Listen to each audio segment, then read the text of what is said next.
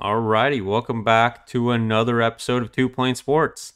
Today, we're going to talk about the offensive side of the ball. If you guys watched yesterday's video, we talked a little bit about 5 recruits that Oklahoma's going after on the defensive side of the ball. Today, we're focusing on the offense. Going to talk about some guys that Oklahoma's pursuing right now, where Oklahoma stands, and then what we think about their play, if it fits Oklahoma, how it would look in a Sooner uniform. Before we get into it, as always, make sure to like, comment, subscribe. Make sure to follow us on all our socials and check out the link in the description for our t-shirt. We would really appreciate your support. Pretty cool t-shirt. Like I said in yesterday's video, if you didn't catch it, make sure you do. We do have some new designs coming, so be on the lookout for that. All right, let's get it started. And like we did in yesterday's video, we're going to start with the big fish that Oklahoma will be hosting for Junior Days. Out of the state of Mississippi, 5-star wide receiver Caleb Cunningham, playmaker. If there's any other word you can think of to describe him, please throw it out there. But playmaker is all I can think of. Brandon, I know you were excited to talk about him when we first mentioned him. Go right ahead. I was at the gym when you texted me about doing this recruiting video and Caleb Cunningham being on there, and I started looking into him a little bit, and he might be the freakiest kid that we've looked at, just from an athleticism, just raw, just what he can do standpoint. Because so he's a multi-sport athlete like a lot of these kids are, but like as a freshman on the basketball court, he was at 16 points, 9 rebounds. As a sophomore, 20 points, 9 rebounds, and he's also putting up well over 1,000 yards, double-digit scoring touchdowns as a receiver. He's a kid that can play anywhere. He's gonna get. But before it's all said and done, he's going to have his fair share of offers from everybody in the country. We ended the last video about the defense on has anybody ever played college football and basketball at the same time and done it well? Caleb Cunningham might be the guy to say, fuck it, I can do that. Because, I mean, this dude is I think these kids get just more athletic and they do crazier stuff each year that we go on with this show. It seems like with just what they are capable of doing. It's scary. They just keep getting more and more athletic. I think him being a Mississippi kid, he's crystal balled, unfortunately, to Jeff Lebby in Mississippi State. Hopefully Jeff Lebby does us a solid, botches that recruitment a little bit, and we can get him to start considering more of coming to Norman. But I mean, it is a good sign that he's coming to our junior day, and then hopefully we can kind of put the full court press on him, because he's going to be a dynamic playmaker wherever he ends up. For sure. And you brought up, I think the biggest thing, outside of how good of an athlete he is, the biggest thing that Oklahoma, and probably challenge that Oklahoma's facing, is trying to pull him away from Jeff Lebby. Given that Oklahoma, with this new offense, really hasn't shown what they can do. You had a bowl game. I think the offense looked explosive, but you did have some turnover issues. Jeff Lebby can speak to what he's done at Oklahoma over the last 2 years. There's a lot of excitement around him, just like there is with every coach when they first start out at a new program. There's excitement around what they can do. So regardless of if Caleb decides to commit to Mississippi State before the football season, I think that's not going to be a recruitment that will end for anyone until signing day in December, if that's when he decides to sign. I mean, most 5-star kids, most really talented kids end up signing in that period anyways, and being an early enrollees nowadays. But Caleb, yeah, dude, he's going to be something different at the collegiate level with how physical he is, how fast he is. It's going to be a really, really competitive competition for his recruitment. And if he does stay at Mississippi, and specifically goes to Mississippi State, because you can't forget about old Lane Kiffin over there in Oxford. Also, an in-state school. He's going to do everything he can to make sure Jeff Lebby doesn't succeed immediately. And an old pal of his. They did coach together at Ole Miss, so it'll be an interesting battle for everyone, especially for those two in-state schools. Lebby, if he lands him, will be huge, but obviously we have Emmett Jones, and he is proven to be one of the better recruiters in the country, especially at that position. So you got to like at least that Oklahoma's got him in their back pocket to try to sell him on going to Norman. And like you mentioned, it's a good sign that he's at least going to the junior day at the end of the month. Good step in the right direction. Hopefully he plans 1 or 2 more visits before the end of the summer, because as we've seen over the last 2 cycles, the summer's when Oklahoma especially for Oklahoma, but for everyone. That's when recruiting really starts to heat up. When commitments start to happen, if you can get him to come back for an official visit in the summer, Oklahoma's in a good spot to be a hat on the table when it comes to his commitment date. Do you remember the kid that we had recently who was going to try to play both football and basketball at Oklahoma? Um, Cavante Henry. is that who it was? Cavante Henry? Yeah. So obviously it's something that Oklahoma is open to. Maybe Porter's watching this kid too. Maybe he extends him an offer, and maybe they, you know, offer that two sport, opportunity here at Oklahoma that can maybe separate us, because it's clearly something that, because that was under the Brent Venables regime and stuff. So he's clearly not opposed to the idea of a kid trying to play both football and basketball. So maybe just do any little thing that can separate you from anybody else. It was either him or Rollins Kabaj. I thought it was Rawlings Kabaj, but I couldn't. It's one of Let's the go other. with Rollins Kabaj. Somebody in the comments will know for sure, but yeah, someone can correct us. But yeah, I mean, if this guy is gonna be the first ever to be drafted in both the NFL draft and the NBA draft, whatever school gets him, that's an accolade, and that they're probably gonna be boasting for a while. But let's move on to the next guy, Cooper Perry, 4-star wide receiver out of the state of Arizona, number 1 player in the state of Arizona, listed at 6'2", 190. Also puts up some monster stats. 1,200 receiving yards, 20 total touchdowns on 72 catches. This guy is, and you said it before we started recording, the under-the-radar guy, where I would not be surprised if Oklahoma can find their way and really be serious in this recruitment. He could be a guy like a Jeremiah Newcomb from the 2024 class, where you just commit and then you don't really hear about him. People aren't going to talk about him. They're not going to be the person that's going to be considered the flashy pickup, but he's going to be someone that wherever he goes, but if he lands at Oklahoma, he's a kid that could be impactful in that wide receiver room from the moment he gets on campus, because he is more athletic than I think some scouts are giving him credit for. 100%. And yeah, he's underrated in a sense that he doesn't hold, the Alabamas, the LSUs, the Georgias, he doesn't hold a Texas offer. He doesn't hold some of these Michigan, Ohio State. He doesn't hold some of these typical blue bloods that you think of. I mean, he's not like going just completely untouched. He does hold the Oklahoma offer, Notre Dame, Ole Miss, Oregon. So like he's coming on, but he's definitely a kid that, if you get in on him before, the big dogs come, I think, and you identify yourself right away as you were there from the start. I think that helps you. And he's very athletic. If you score 20 touchdowns in 13 games, I think that's pretty good. That's something that's hard to do even on Madden. If you play on the hardest skill setting, it's tricky to score 20 touchdowns in 13 games. Stu's doing it in real life. Number 1 player in the state for a reason.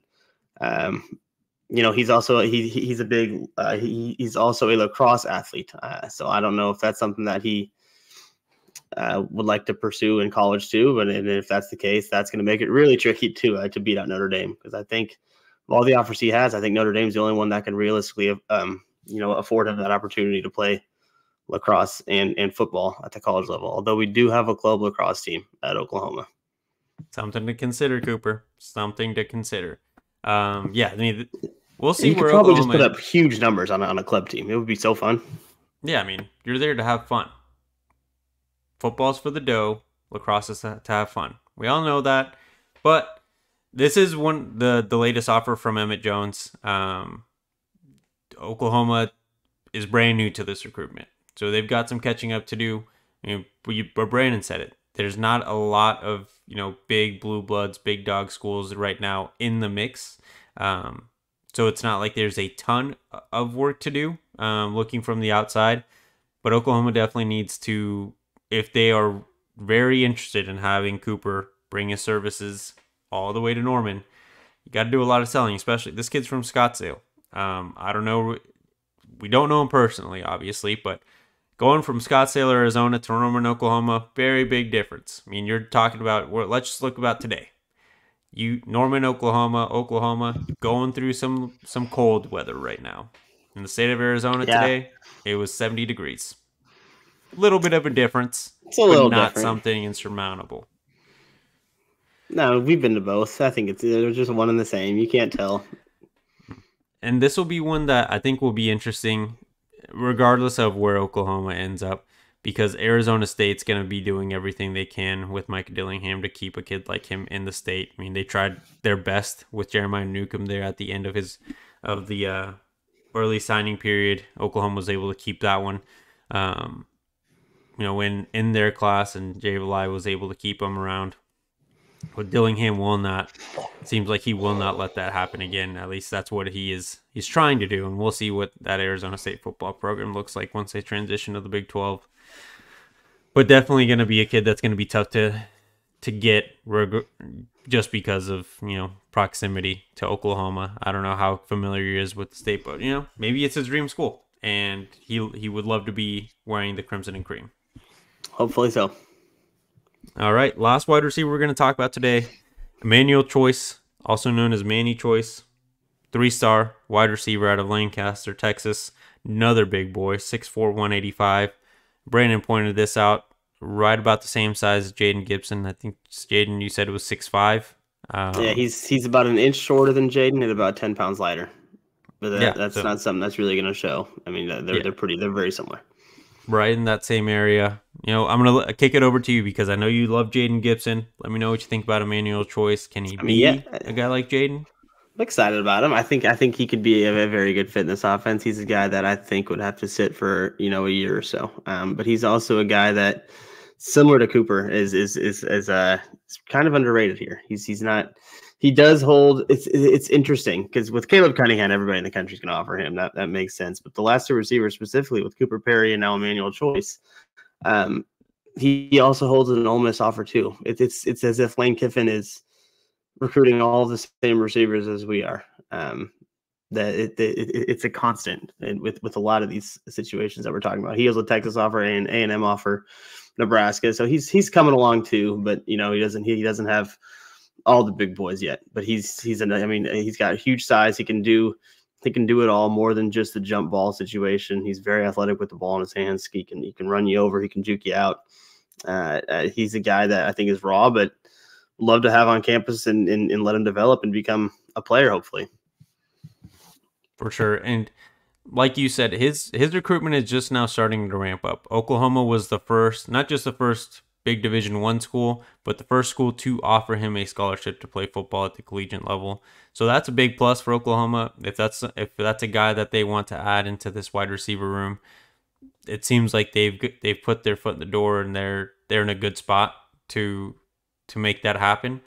But he has picked up offers from Texas recently. I think was the biggest one he's picked up in the last month or so. And he is slated to be at Texas's Junior Day the week before ours, and he will be at Oklahoma's as well. So this recruitment is really just getting started. Even not just because he is, it is the very early part of 2024 and really where 2025 recruitment starts, but doesn't seem like anyone's really put themselves too far ahead where another school has to do some major catching up. Manuel Choice is really just starting to pick up his offers. And like you mentioned, he's a guy that isn't, because normally when you see a 6'4", 6'5" wide receiver, you think really just jump ball guy. It's bigger than everyone. He's going to go get the ball first. That's not really him. He can fight for the ball. He does what needs to be done. Something that I think is important, especially when you look at a big guy like that. He catches with his hands, not with his body. And I know that sounds silly, but when you look at bigger guys like this, especially when it comes to jump ball situations, they'll just let it hit their chest and trap it. He's up there going up with his hands, which is important. And I know some people may not like this guy that I'm about to mention, but Aaron Rodgers, it's a big thing he's mentioned over the last few seasons when he does the Pat McAfee show, and they ask him about, like, how do you know which wide receiver you're going to get more comfortable with? Like, how does that process work? And that's the biggest thing he mentions. Is he a hands catcher, or is he going to catch with his body? And obviously, if someone at that caliber is mentioning it, something you probably want to look at just when you're just watching a wide receiver. Yeah, I think even Jaden Gibson, who's a guy I'm a big fan of, he has a little bit of that body catching tendency, which it is what it is. But yeah, I agree. Emmanuel Choice is more of a hands guy. Mm-hmm. Yeah, and we'll see where his recruitment ends up going. But Oklahoma, in that wide receiver room, In the 2025 class, Ari's got talent. You've got Grayson Harris led off the team or the class. Jaden Nickens is there, guy that could be a 5-star when the rankings are all taken care of and at the end of its cycle. So Oklahoma's doing fine in the wide receiver room, but it seems like every year with Emmett Jones, he's going to want to pick up 4 or 5, maybe even 6 guys if he can. So we'll see what happens here in the wide receiver room for the 2025 class. Last but not least, we're going to move on from the wide receivers, going on to the big boys in the middle. We're going to talk about one guy specifically, Lamont Rogers, 4-star, top 100 player in the 2025 class, 6'6", or 6'7", depending on where you look. 305 pounds. That is consistent. 305. Big human being.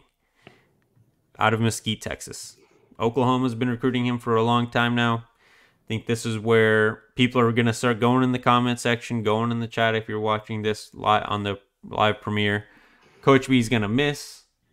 Coach B can't recruit these big-time offensive linemen. Coach B, and it seems like when you look at last year's recruiting class, the major focus was let's build a big defensive line. When you look at this 2025 class, it looks like it's the opposite. It's let's build a big offensive line. Let's try to get the best offensive line we can. And Lamont Rogers is one guy Oklahoma's been going after now for a while. Brandon, what do you think about this guy? And do you think Coach B will, again, swing and miss? I hope not. It's too early to predict, I think. I hope he's a Sooner. He's got everything you want. I mean, 6'7", 305 is so fun as a tackle. That's huge, man. That's a big boy who moves very, very well, too. He's got the Alabama stamp of approval, although I guess I need to change that because it's still like dawning on me that Nick Saban's not there anymore. You know, I'm just so used to saying that if Nick Saban wants you, I want you. But, you know, hopefully that hurts Alabama's chances here because I assume that he was offered while Nick Saban was still at the helm, you know, or still the head coach. I think him leaving is going to change a lot of stuff, especially for these 2025 kids. We've seen it already affect their 2024 class.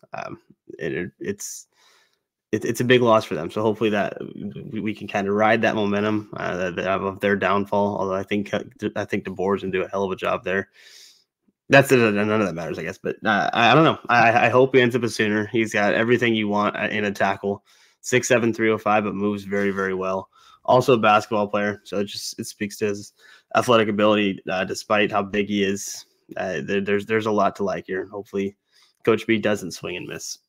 Yeah, and I'm glad he brought up the basketball thing because, and when someone's a wrestler, I think we always kick it to you because you wrestled, you have an understanding of how that can actually benefit someone in a different sport with leverage. But basketball, as an offensive tackle, basketball is all about footwork. If he's any good at basketball, which I'm assuming he is, I'm not just because he's big that he's out there, he's probably a decent basketball player. His footwork will translate to the football field and knowing how to move himself. As a left tackle, obviously very important so that he can get to a spot before the defensive end can beat him there. This is a dude that can not only move like you mentioned, but is violent, especially in the run game. It was fun watching him. And, you know, much bigger guy than probably what he's going to be, than who he's facing at the moment. But you can just look at him and think that guy's probably going to do the same thing at the collegiate level and probably really won't get challenged where someone's going to push him around until he gets to the pros if he gets that opportunity. Dude is massive, super strong. Going to college is only going to make his life easier because he'll have more time dedicated to football and being able to get that strength up, probably gain, maybe 10 pounds. I mean, you don't really need to put on that much more weight as a tackle, especially as a left tackle. It's a guy that can change a program at the offensive line spot because of how big and violent he is, but also agile. Yeah, I mean, he's pretty much college ready right now. He can come on down to a campus tomorrow and be pretty much right where he needs to be. Mm-hmm. So there's a lot to be excited about there. For sure. And hopefully that's a guy that can be a cornerstone for the offensive line group for Oklahoma. But again, big guy like that, that's not going to be a recruitment that's going to be easy by any means, especially when he's out of the state of Texas, because Texas has shown to be a thorn in our side with the offensive linemen out of that state. And we talked about, 9 total recruits in the past couple of days here at this 2025 class. If you even if you land 4 of them, 3 or 4 of them, this with what you've already got, 9 commits in the 2025 class for Oklahoma, or 10, whatever it is. This class has I think it has the potential to be that top 3 class that we've talked about for so long on the show. I think 2025 could be the year that we finally get it done. We'll see. It's definitely going to be a story that we're going to be on the lookout for. At the end of the day, that kind of stuff also matters with quantity. But hey, if you have a top 10 class and your average player ranking is like 93 point something, I think you're doing a good job, because that means you got a lot of highly rated kids. And usually having that kind of average, you're up there in the top 5, even top 3 area if you have enough players. But let's hope so. That's it for today's video. Brandon, into video challenge. Yeah, we'll keep it here actually, and we'll let the debate go into the comment section. Do you think this class can be the top 3 class that we've been talking about and that we're looking for? This 2025 class. There it is. All right, let us know what you think. After you're done doing the end of video challenge, go back to the middle of the screen, hit the like button, subscribe. It's right next to it, free to do. And then go down to the description, check out all the links down there. Follow us on all our social media. Check out the t-shirt. Pretty cool design. We've got more coming, like I said earlier in the video. We really appreciate you guys watching, supporting us. There is the Brent Venables shirt too, or football. Football. Once we reach 100 sales, so somebody's getting a Brent Venables ball. Faster you buy, better chance that we can give that away sooner rather than later. So help us out. Help us help you. Help us. Yes. All right, guys. Thank you all for watching. We'll see you next time.